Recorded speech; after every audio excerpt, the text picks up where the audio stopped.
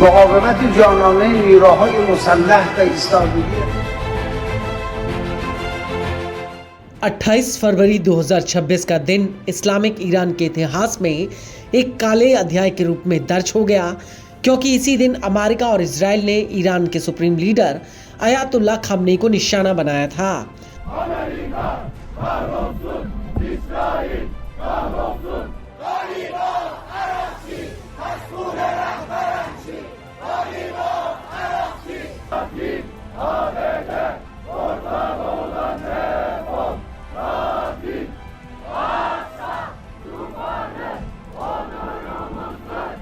हालांकि America Israel वर्षों से खामनेई के पीछे लगे थे, लेकिन वो अभी तक अपने नापाक मंसूबों में कामयाब नहीं हो पाए थे। نیروهای مسلح ما در 2-3 شب قبل هم یک کار کاملا قانونی و مشروع بود. और अब बड़ा सवाल ये है कि क्या ईरान अयातुल्ला खामनेई का इंतकाम लेगा?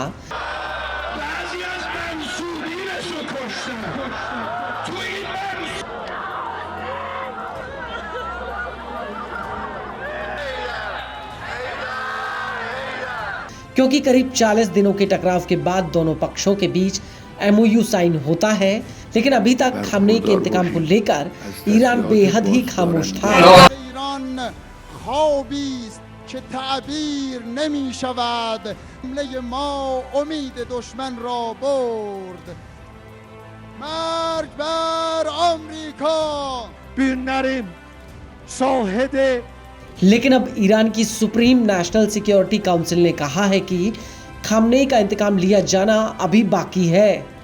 सुप्रीम काउंसिल ने सोशल मीडिया एक्स पर लिखा कि शहीद अयातुल्ला खामनेई और ईरान के शहीदों के खून का बदला लेने की फाइल अभी भी खुली है।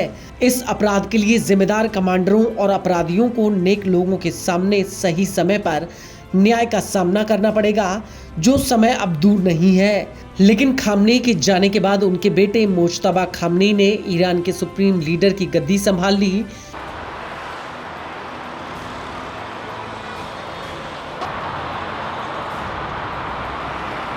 लेकिन ऐसा लगता है कि इजराइल अभी भी ईरान के ऊपर काली नजरें गड़ाकर बैठा है। वो इसलिए क्योंकि इजराइल के रक्षा मंत्री इजराइल कार्ड्स ने मुज्तबा खामनेई को लेकर सार्वजनिक रूप से एक बहुत बड़ी धमकी दी है। कार्ड्स ने अपने एक बयान में कहा कि ईरान के सुप्रीम लीडर मुज्तबा खामनेई की मौत तय है। लेकिन कार्ड्स ने जैसे ही ये बयान दिया, उसके ठीक तुरंत बाद ईरान के विदेश मंत्री अब्बास आरागाची ने इजराइल और अमेरिका को बहुत बड़ी चेतावनी दी है। این ترتیبات در حال اتخاذ هست، در حال اجرا هست و مسئولیت این ترتیبات با جمهوری اسلامی ایران هست و هیچ نهاد دیگری یا کشور دیگری در این خصوص مسئولیتی نداره بر اساس یادداشت تفاهمی که بین ایران و آمریکا امضا شد. आरागाची ने इजराइल को अमेरिका का पालतू जानवर कहते हुए एक बहुत बड़ा पलटवार किया है। आरागाची ने इसको लेकर अपने बयान में कहा कि इस्लामाबाद का MOU एकदम स्पष्ट और सार्वजनिक है। अमेरिकी राष्ट्रपति ने तेल अवीव में अपने पालतू जानवरों पर लगाम लगाने का वादा किया है। अगर वे अपने मालिक की बात नहीं मानते हैं तो ईरान उन्हें सबक सिखाएगा। हमारे लोगों और नेतृत्व के खिलाफ किसी भी धमकी का तुरंत और जोरदार जवाब दिया जाएगा। हालांकि कार्ड्स ने खामनेई की जान की धमकी देने के साथ साथ कुछ और बातें भी कही हैं। कार्ड्स का कहना है कि ईरान बातचीत के जरिए अपने परमाणु कार्यक्रम पर छूट हासिल करने की कोशिश कर रहा है।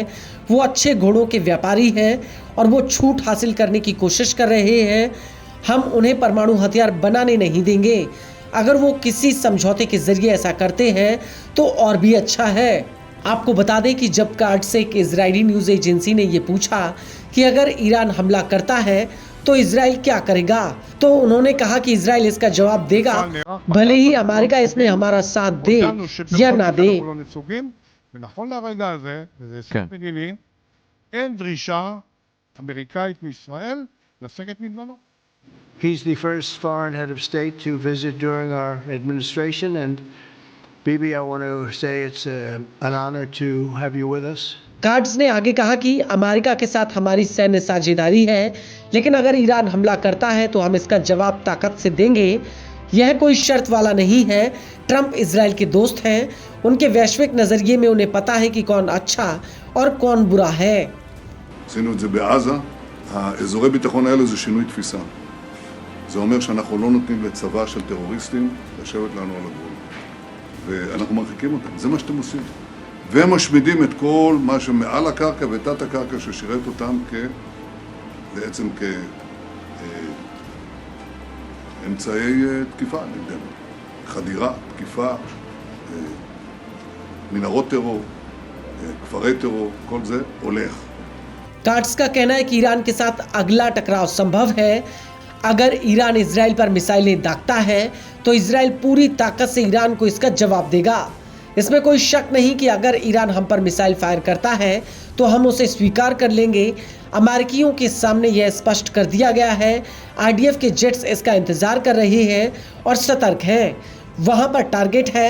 राष्ट्रपति ट्रंप जिस प्रक्रिया की अगुवाई कर रहे हैं हम उसमें हस्तक्षेप नहीं करना चाहते, लेकिन जब हमारी रक्षा की बात आएगी तो हम उसमें कोई समझौता नहीं करेंगे, ना ही लेबनान और ना ही ईरान में। इस सब के बीच आपको बता दें कि ईरान इजराइल की तरफ से धमकियां ऐसे समय में आई हैं जब कतर और पाकिस्तान की मध्यस्थता में कतर में अमेरिका और ईरान के बीच अप्रत्यक्ष तकनीकी बातचीत शुरू हुई है। वहीं बातचीत की सीधी जानकारी रखने वाले एक सूत्र ने अमेरिकी न्यूज एजेंसी रॉयटर्स को बताया कि इन चर्चाओं में तकनीकी टीमें और बातचीत के विशेषज्ञ हिस्सा ले रहे हैं। अमेरिका के विशेष दूत स्टीव विटकॉफ और जेराड कुशनर ने बातचीत की रूपरेखा तैयार करने के लिए मंगलवार को कतर के प्रधानमंत्री मोहम्मद अल थानी से मुलाकात की थी, लेकिन बुधवार की तकनीकी बैठकों में उनके सीधे तौर पर शामिल होने की उम्मीद नहीं थी। जबकि ईरान के एक वरिष्ठ अधिकारी ने रॉयटर्स को बताया कि चर्चा का मुख्य केंद्र तेहरान की फ्रीज की गई संपत्ति को जारी करना और हॉर्मुज से जुड़ी व्यवस्थाएं हैं।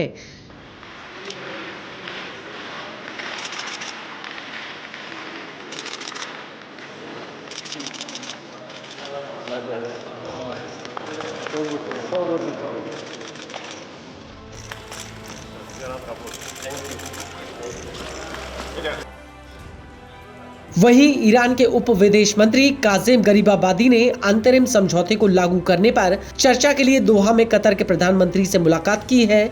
ईरान की सरकारी समाचार एजेंसी IRA ने खबर दी है कि दोनों ने सहमति पत्र MOU को लागू करने की प्रक्रिया में तेजी लाने, खासकर लेबनान के संदर्भ में चर्चा की है।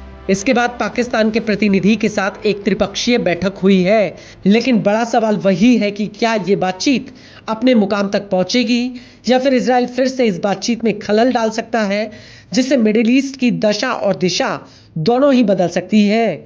और सबसे गंभीर सवाल ये है कि अगर इजराइल मुज्तबा खामनेई को निशाना बनाने की कोशिश करता है तो समूचा मिडिल ईस्ट एक भट्टी में फिर से तप सकता है।